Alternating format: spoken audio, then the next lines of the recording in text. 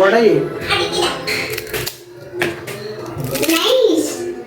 இப்போ நம்ம வீட்டு முறைப்படி மசாலா ஐட்டம்லாம் நல்லா வறுத்து சுத்தமா நம்ம வீட்டுக்கு எப்படி செய்வோம் அதே மாதிரி நாங்க செஞ்சு எல்லாருக்கும் கொடுத்துட்டு இருக்கிறோம். முருங்கை பொடி, பிரண்டை பொடி 500 சர்க்கரை இருந்தாலும் நார்மலுக்கு 100க்கு 100 கொண்டு வர்ற சர்க்கரை கண்ட்ரோல் பவுடர், நிறைய சத்துக்கள் நிறைந்த சத்து மாவு, செட்டிநாட்டு பிரியாணி மசாலா, பருப்பு பொடி, கருவேப்பிலை இட்லி பொடி, செட்டிநாட்டு சாம்பார் தூள், ரசப்பொடி, மாங்காய் ஊறுகாய், 12 விதமான மூலிகையை சேர்த்து காய்ச்சி எடுத்த ஹேர் ஆயில், ஆவார அரப்பு பொடி. இந்த பொருளெல்லாம் உங்களுக்கு வேணும்னா கீழே இருக்கிற வாட்ஸ்அப் நம்பருக்கு கேட்டு வாங்கிக்கோங்க.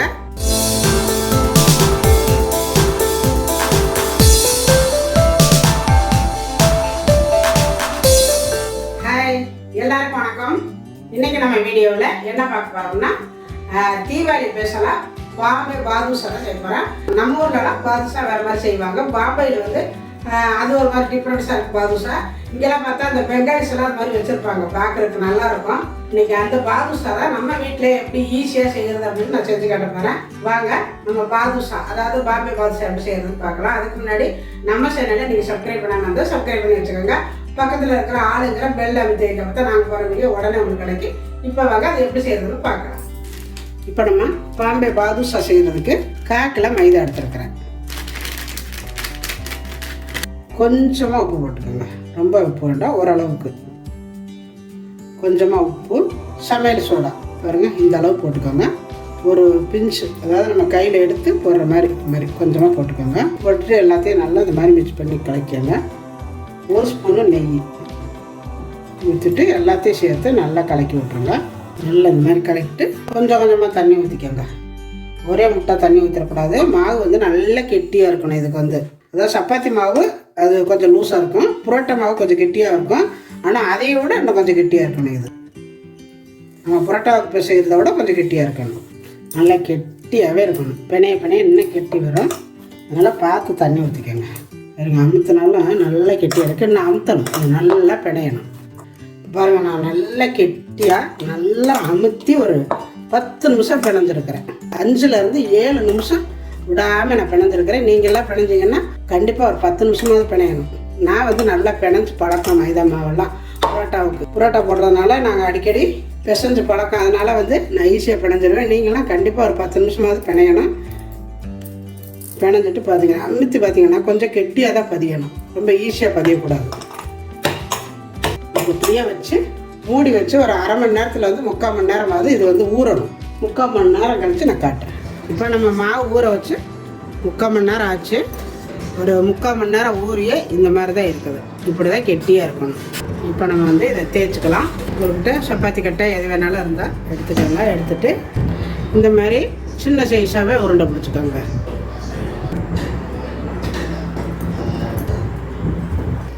எல்லாமே உருண்டை பிடிச்சாச்சு. 1/4 கிலோவுக்கு மொத்தம் வந்து எனக்கு 15 உருண்டை வந்திருக்குது. இப்போ இதை வந்து நம்ம தேய்ச்சிக்கலாம். இதில் இருந்து ஒரு உருண்டை எடுத்துக்குவோம். எடுத்துகிட்டு இங்கே மாவு போட்டு வச்சுருக்கிறேன். இதை எடுத்து வச்சு நல்லா இந்த மாதிரி வச்சுட்டு இந்த மாவில் நல்லா ஒரு கரெக்டு பரட்டிக்கணும். இந்த மாதிரி இதை வந்து நல்லா தேய்ச்சிருங்க.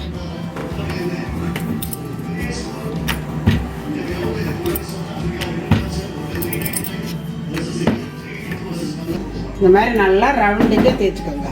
நல்லா ரவுண்டாக தேய்ச்சிக்கோங்க. தேய்ச்சிட்டு பாருங்கள், ஒரு கத்தி எடுத்துக்கோங்க. கரெக்டாக இந்த மாதிரி வச்சுட்டு ஒரு கோடு, இந்த லாஸ்ட் எழுதி வேண்டாம், கொஞ்சம் விட்டுருங்க, கேப் விட்டுட்டு இந்த மாதிரி பாருங்கள். இந்த மாதிரி இப்படி ஒரு கோடு ஒரே மாதிரியா. இதை வந்து என்ன பண்ணுறீங்க, இந்த மாதிரி எடுத்துக்கோங்க. இப்படி வச்சுக்கோங்க. இந்த கொனையை மட்டும் பிடிச்சிட்டு எடுத்து வச்சுக்கிட்டே வாங்க. மடிப்பு மேலே மடிப்பு அப்படி வச்சுக்கணும். எடுத்து பாருங்கள், இந்த மாதிரி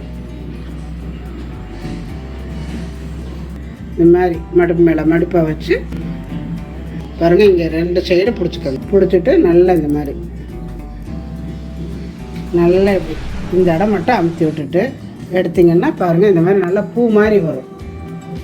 உங்களுக்கே தெரியும். இங்கே பாருங்கள், நல்லா இந்த மாதிரி வரணும். தெரியுதுங்களா? பாருங்கள் எவ்வளோ வந்திருக்குன்னு. நல்லா இது மாதிரி அடுக்கடுக்காக வரணும். இப்போ இதே மாதிரியே தேய்ச்சி இங்கே வச்சுக்கலாம். இந்த மாதிரியே எல்லாத்தையும் தேய்ச்சி வச்சுக்கிட்டு நான் காட்டுறேன்.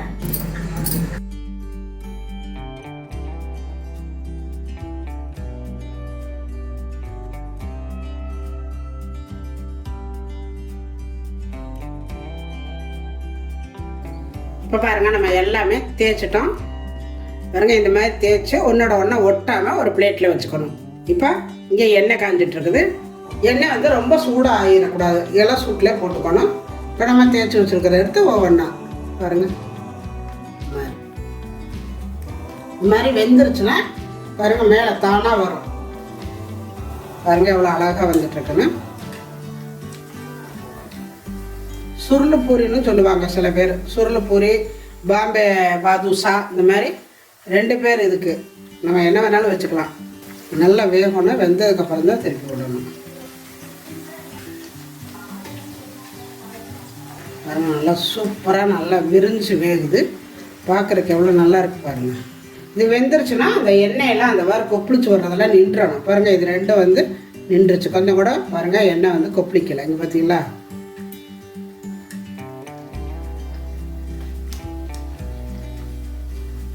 பார்த்தீங்களா? நல்லா வெந்துருச்சு. இதே மாதிரியே எல்லாமே போட்டுக்கலாம். நல்லா போடையில் இந்த மாதிரி உதறி விட்டு போடணும். ஒன்றோட ஒன்று ஒட்டணும். அப்போ தான் உங்களுக்கு அந்த மாதிரி வரும். ஏன்னா ஒட்டி இருக்கும். இப்போ நீங்கள் எடுத்து விட்டுட்டு போடணும்.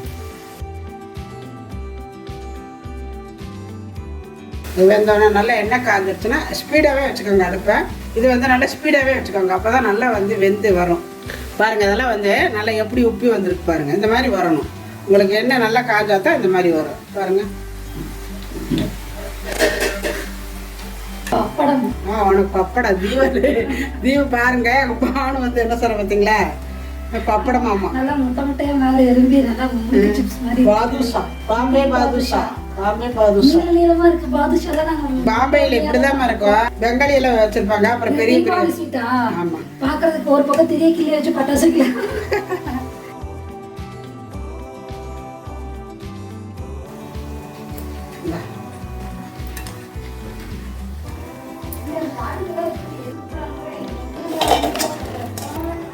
இப்போ பார்த்தீங்கன்னா நம்ம எல்லாமே பொரிச்சு எடுத்தாச்சு.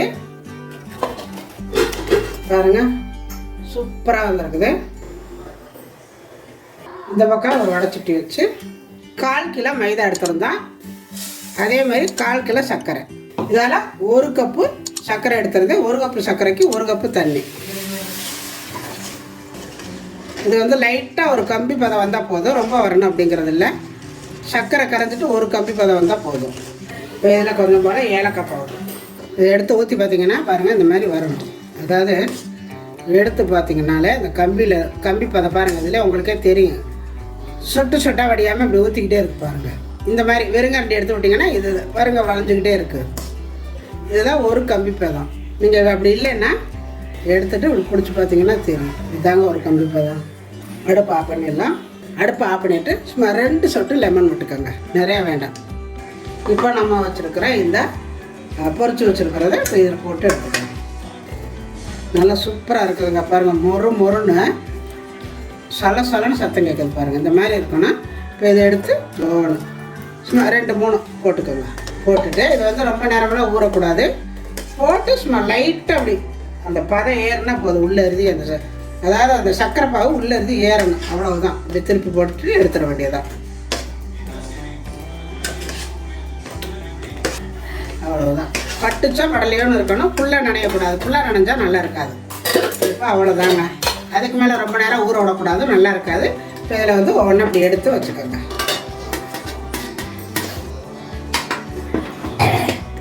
இந்த மாதிரி எடுத்து ஒன்று ஒட்டாமல் வச்சுருங்க. பார்த்தீங்களா? இந்த மாதிரியே எல்லாமே சர்க்கரை பாவுக்குள்ளே போட்டு இப்படி தனித்தனியாக எடுத்து வச்சுருங்க. இப்போ நம்ம எல்லாமே பொரிச்சு எடுத்து சர்க்கரை பாவுக்குள்ளே போட்டு எடுத்தாச்சு. பாருங்கள் எப்படி வந்திருக்குங்க. பல்லு இல்லாதவங்க கூட இதை அப்படி வாயில் வச்சோன்னா அப்படியே நமனமானாலும் அப்படியே நமந்து போயிடும். அந்த இலையோட அந்த முன்பகுதி, பின்பகுதி, காம்பு, அது முனி, அந்த மாதிரி எல்லாமே நல்லா அதே மாதிரி வந்துருக்கு பாருங்கள். செமையாகவே இருக்குது. எல்லாமே நீங்கள் எதை எடுத்து பார்த்தாலுமே அப்படி தான் இருக்கும். கடிச்சு சாப்பிட்றதுக்கு நல்லா முறுமுறுன்னு ஆறினோன்னே இதை பாருங்கள் என்ன அழகாக இருக்குது பாருங்கள். எவ்வளோ அழகாக அருமையாக வந்துருக்கு பாருங்களேன். இப்போ பாருங்கள் பாம்பே பாதுஷா சூப்பராக வந்துருக்குது. இது வந்து ரொம்ப ஈஸியாக குயிக்காக நம்ம வீட்டில் இருக்கிற ரெசிபியை வச்சு செஞ்சிடலாம். இதுக்கெல்லாம் வந்து நம்ம கடையில் போய் வாங்கிட்டு வரணும் அப்படிங்கிறது இல்லை. நம்மக்கிட்ட மைதா மாவு மட்டும் இருந்தால் போதும். சூப்பரான ஒரு ரெசிபி. இது வந்து எல்லா பிள்ளைகளும் நல்லா விரும்பி சாப்பிடுவாங்க. ரொம்ப அருமையாக இருக்கும். நம்ம பொரிச்சு சும்மா கூட அப்படியே, அதாவது சர்க்கரை பாவுக்குள்ள போடாமல் சும்மாவும் சாப்பிட்லாம். சர்க்கரை பாவுக்குள்ள போட்டு சாப்பிட்லாம். சும்மா சாப்பிட்டா அப்படியே சுருள் பூரி மாதிரி நல்லா இருக்கும். நீங்க எப்படி வேணாலும் செஞ்சுக்கோங்க. செமையா வந்திருக்குது. இந்தாப்பா சாப்பிட்டு பாருங்க ஒன்று எடுத்து. இது வந்து பாம்பே பாதுஷா மேலே வந்து நடுங்க. பாம்பே பாதுஷாங்களா? ஆமாம், நம்ம வித்தியாசமாக இருக்குங்க. வெட்டலை மாதிரி தானே நல்லா இருக்கா? இது காம்பு இது கீழே இந்த நுனி அப்படியே வெட்டலை மாதிரியே இருக்கு. அப்படியே இருக்குல்ல? சாப்பிட்டு பாருங்க எப்படி இருக்குன்னு. நல்லா மருமண்ணு இருக்கு. பாருங்க எவ்வளோ சவுண்டு வருதுண்ணா இங்கே. செமையா இருக்கா? நல்லா இருக்கும், சூப்பராக இருக்கும். இப்போ பாருங்க நான் ஒன்று எடுத்து சாப்பிட்டு கட்டுறேன். எவ்வளோ அருமையாக வந்திருக்கு பாருங்க. நல்லா உடையும்.